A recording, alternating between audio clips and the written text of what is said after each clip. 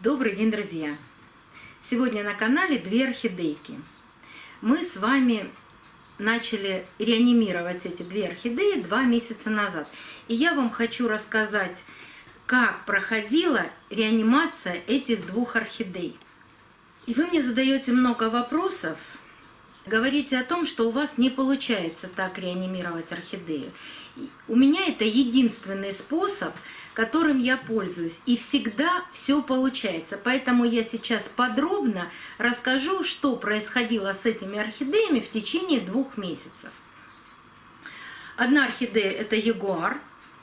Здесь было какое-то количество корней, осталось, вернее, какое-то количество корней, когда мы с вами вытащили из горшка ее. И с этим количеством корней мы обработали ее Максимом, но мы и ту, и другую обрабатывали Максимом. И просто ставили в водичку вот в эти 2 кашпо. Из этих 2 кашпо я ни одну, ни вторую орхидею ни разу не доставала. Вот это сейчас будет первый раз. Я ее поднимаю из горшка. После того, как я обрабатываю орхидею Максимом, вы все говорите, что это мой любимый препарат.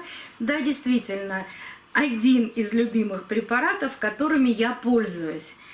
И он дает очень хороший рост корней. Почему может не получаться? Могут быть разные причины. Вот эта орхидея как стояла в этом горшке, так и стоит. Обработана 1 раз. После обработки корней Максима нельзя в течение 3 месяцев делать повторную обработку, потому что на корнях, на старых, он работает в течение 3 месяцев. Он их защищает от проникновения патогенной микрофлоры вовнутрь растения. То есть он защищает растение от гниения. И вот эта пленочка, которая образуется на корнях, вот это защита. То есть он у меня даже не фунгицид, как я его называю, он мой помощник. Эта пленочка держится в течение 3 месяцев, поэтому повторной обработки не нужно. Что происходит за первые буквально неделю, 2-3? Я вам показывала эти 2 орхидеи через 2 недели после обработки. Все орхидеи ведут себя по-разному. Вот это очень активно стало наращивать корни, очень активно. Это оказалось тугодумкой, и через 2 недели у нее только наклюнулся какой-то корешочек, но сейчас уже корни тоже полезли со всех сторон. Что я делала за вот эти 2 месяца? Во-первых, где стоит у меня орхидея? Это очень важно. Такие орхидеи реанимационные у меня стоят только на полках в глубине комнаты, под искусственным освещением. И никогда на подоконнике. Во-первых, февраль – это была еще зима. Как бы не были утеплены подоконники, все равно стекающий воздух по стеклу, он попадает на корни орхидеи. Поэтому я никогда не ставлю реанимационные орхидеи никакие. Но у меня их не так много. Вот 2 еще, Аба стоит тоже в водичке. Но никогда не стоят на подоконнике. Если даже у вас подоконник теплый, а вот этот стекающий воздух холодный, вода всегда будет на 2-3 градуса ниже, чем температура в квартире. А у нас температура, ну, может быть 25 градусов. Я не знаю, у кого там есть 30 градусов в квартире, но у меня нет такого. Значит, вода где-то будет около, на подоконнике, около 20 градусов, а это очень холодно. Для корней это очень холодно, поэтому они стоят в глубине комнаты под освещением. Если у вас нет специального освещения, поставьте его в глубину комнаты под любую лампу, но желательно не лампу накаливания, под любую светодиодную лампу освещайте ей листики, будут тоже освещаться корни. Свет должен быть от 10 до 12-13 часов, у меня это 11 часов, этого вполне достаточно, чтобы орхидея начала растить корни. И еще самое главное, не вынимать, не крутить относительно света. Вот поставили в одно положение, и пусть она так и стоит. Много раз объясняю, что нет у орхидеи функции локомоции, она не ходит в поиске пропитания. Поэтому она привыкла к одному положению. Когда она начинает привыкать к своему положению, тогда она начинает растить корни, растить листики. Вот вырос такой листик уже даже в водичке. Она даже больше месяца держала цветочки, сейчас засушила цветонос. Сбросила цветочки, засушила, интересно, цветонос до серединки всего. Сейчас мы это все обрежем. Поэтому, когда орхидея находится в одном положении, тогда она понимает, что она может начать расти. И можно еще опрыскивать корни. Я никогда не вытаскиваю никуда орхидею, не достаю, не снимаю ее, ничего с ней не делаю. Просто аккуратненько направляя опрыскивателю в сторону стенок горшочка, чтобы немного водички попало на корни. Я это делаю даже не каждый день, раз в 3-4 дня. Потому что основные корни, которые у нее остались, они стоят в водичке. Ей хватает этой водички. И еще, почему я ставлю в эти горшочки? Вот мне очень удобно смотреть по выемке, сколько здесь воды. Если орхидейка стоит основание на выемке, то я до ее основания, чтобы не касалось основания орхидеи воды, наливаю водички. Если орхидея стоит вот так повыше, то прямо под само основание. Это получается где-то сантиметра 3. Вот под эту выемку, чтобы не касалось основания орхидеи, чтобы не загнивала шея орхидеи.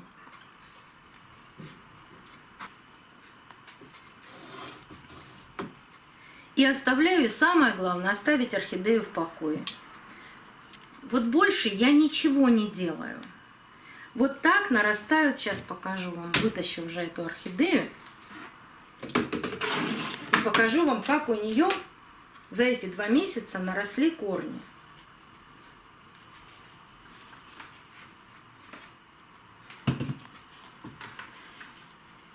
Вот это все новые корни у нее. Вот эти большие, длинные. Вот это корни старые. Очень часто задаваемый вопрос, а у меня в воде гниют корни. Да, старые корни, с теми корнями, с которыми мы купили орхидею, они могут сгнивать. Во-первых, это могут быть старые корни. Во-вторых, эти корни уже просто не нужны орхидее. Она, когда начала растить новые, она эти может и сгноить. Но я все равно не трогаю эти корни, не достаю их. Вот как она там стоит, или с корнями, или с тяжами, вот как здесь. Здесь в водичке практически одни тяжи. Всего вот этот один корешок. Причем вот этот, если сейчас вытащу, он точно сгнил. Но от одного корня старого она раскуклила корешок вот здесь маленький. Но она благополучно начала расти корни от шеи тоже. Я ее еще ни разу не доставала. И когда дорастают вот такие корни, вот эти корни, вот смотрите, здесь даже есть гнильца на этих корнях. Вот такие корни при пересадке можно отрезать все. Или убрать вот этот сгнивший веломен.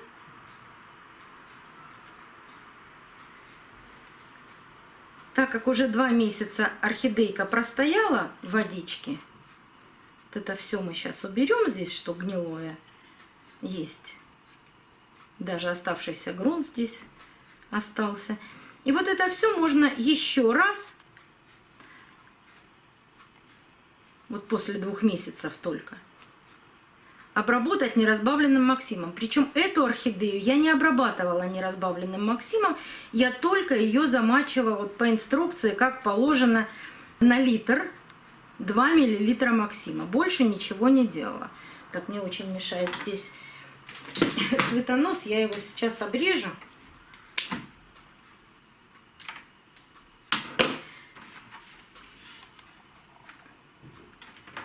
Вот такие растут корни. А если действительно у вас стоит на холодном подоконнике, то вполне возможно вот именно поэтому корешки и не растут. Ей холодно.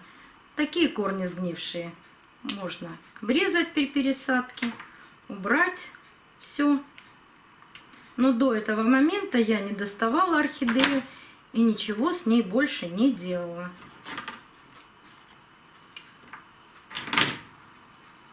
Эти корешки плотненькие. Так, вот этот убираем корень. Причем, как я его буду убирать? Я его не буду весь отрезать. Я его обрежу до первого слома. Вот так.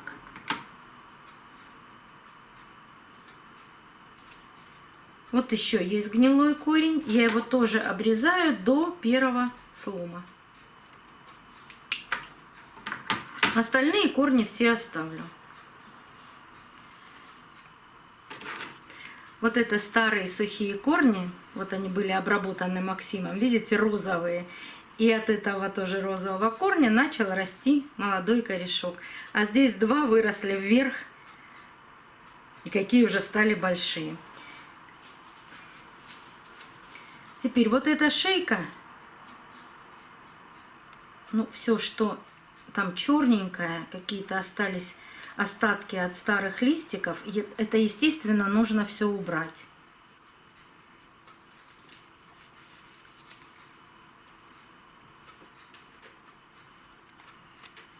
И если есть какие-то сомнения при посадке, вот эту часть я сейчас намажу неразбавленным Максимом, покажу, как я всегда объясняю всем, кусочек, небольшой кусочек ствола и небольшую часть зеленого основания орхидеи. Сейчас возьму Максим и покажу, как я это делаю. Максимом я пользуюсь только таким.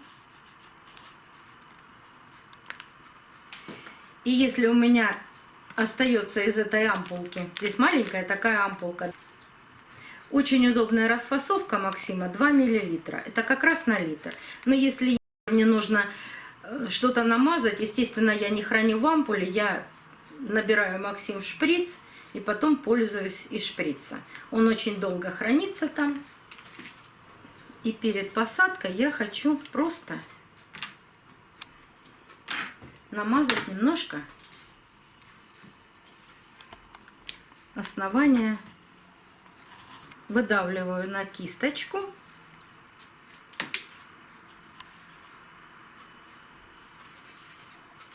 И вот это основание здесь и чуть-чуть вот так зеленую часть орхидеи. Совсем немножко. Вот то, что мы с вами зачищали. И вот здесь буквально 5 миллиметров зеленого основания.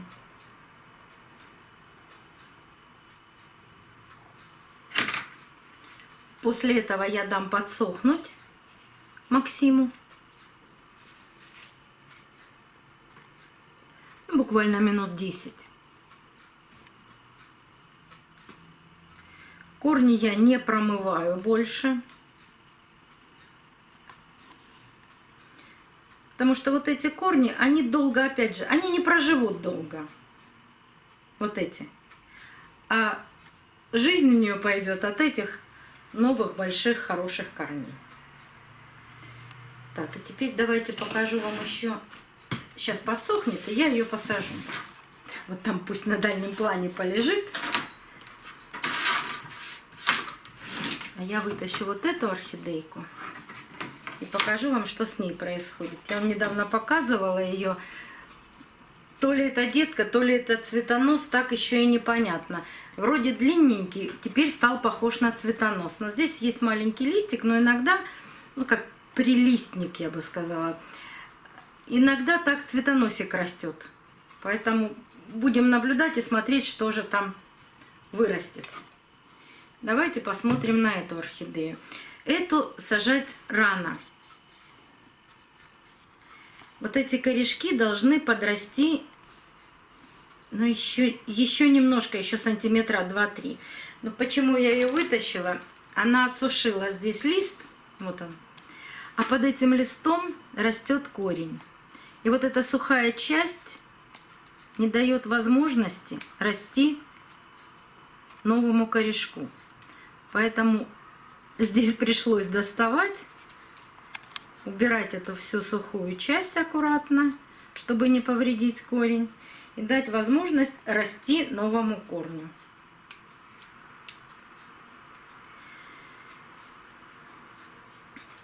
Так как у нас здесь растет новый молодой корешок, а вот эти корни и тяжи практически уже нам не нужны. Это можно все обрезать.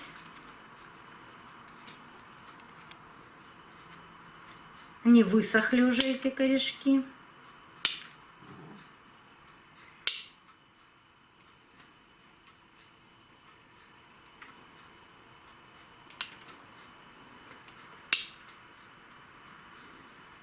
Сухие, совсем есть сухие тяжи. Они уже свое отработали, поэтому они нам больше не нужны здесь.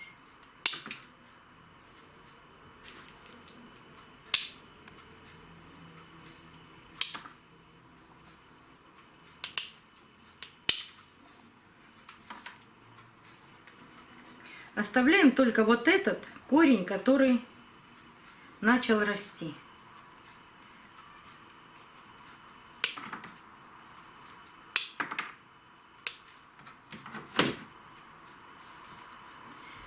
Вот этот корешок здесь немножко сухой, но внутри еще хороший.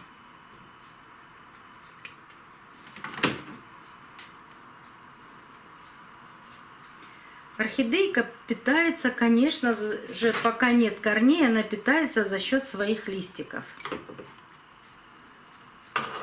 Ну и один проводящий корень, который тоже работает. Смотрите, как интересно, сейчас покажу вам. Рос-рос новый корешок, уперся в какое-то препятствие и начал давать два росточка, две головы. Не знаю, видно на камеру или нет, но теперь из него лезет два корешочка. Бывает такое. Помните наш Арксрей, который из одного корня дал сразу три? Вот эту часть сухую и черную тоже у орхидеи можно уже убрать. Если дорезали до такой зеленой части, не совсем она сухая, все равно на всякий случай обрабатываем перекисью водорода. Ну или засыпаем корицей или толченым углем. Мы ее почистили. Эту орхидейку сажать рано. Еще нашла тут что-то. Поэтому я ее опять помещаю в ее горшочек, ставлю на основание, на выемку, и одним корнем она опять стоит в воде. А вот этот двухголовый змей как раз будет тянуться к водичке. Еще один вопрос. Как часто менять воду у реанимашек? Вот я не меняю никогда. Вот за 2 месяца я ни разу не слила воду, не поменяла на новую. Вода не стала такой, знаете, матовой, в ней ничего не появилось. У меня вода из фильтра обратного осмоса. Если у вас такие реанимашки, то лучше, если нет фильтра обратного осмоса, лучше воду прокипятить. И поставить в такую чистую, примесей солей, примесей. Лучше это сделать с кипяченой водой. Не меняю, не доливаю. Не доливаю в каком плане? Не доливаю просто. Вот когда я опрыскиваю корни, вот этот долив сильно не меняет состав воды. Поэтому она у меня все время стоит вот в этой воде, в которую я ее поставила. Брызнула, брызгаю я тоже такой же водой, чистой, тепленькой только. Поэтому вода доливается понемножечку, и я не выливаю, не меняю состав воды. Может быть, это тоже важно. Наверняка это важно, потому что, сами видите, растут корни хорошо. Только единственное, что орхидеи разные. Одна тугодумка, одна очень быстрая. Вы мне говорите, прошло 2 недели, а ничего. Ну вот, бывает и такое. Бывает, что думают и месяц, и 1,5. Но если и через месяц, и через 1,5 у вас ничего не получается, вполне возможно, от состава воды именно от состава воды, если она у вас из скважины, просто дождевая вода, может, вода просто не подходит. Значит, возьмите и прокипятите воду и поставьте в кипяченую воду. Кстати, о воде я рассказывала, много споров и раздоров по поводу всякой разной воды, но у меня есть 2 видео, в которых я рассказываю, какую воду я использую и почему не использую ту или иную воду. Я не против использования любой воды, которая вам нравится, но если вы знаете об этой воде все, и вы уверены, что эта вода идеально подходит вашим орхидеям, то почему же нет?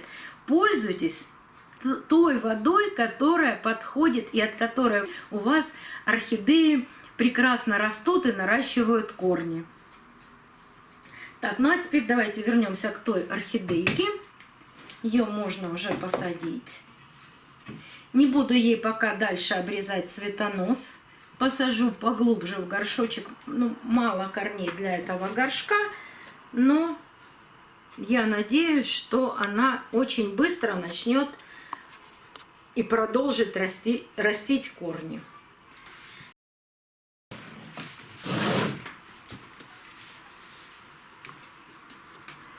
Ставлю орхидейку в горшочек в серединку и просто засыпаю керамзитом.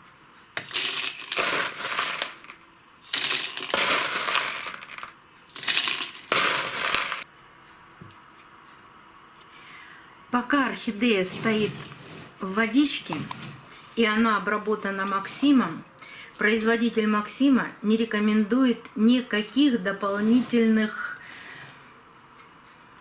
опрыскиваний, ни янтарной кислотой, никаких стимуляторов не давать орхидее.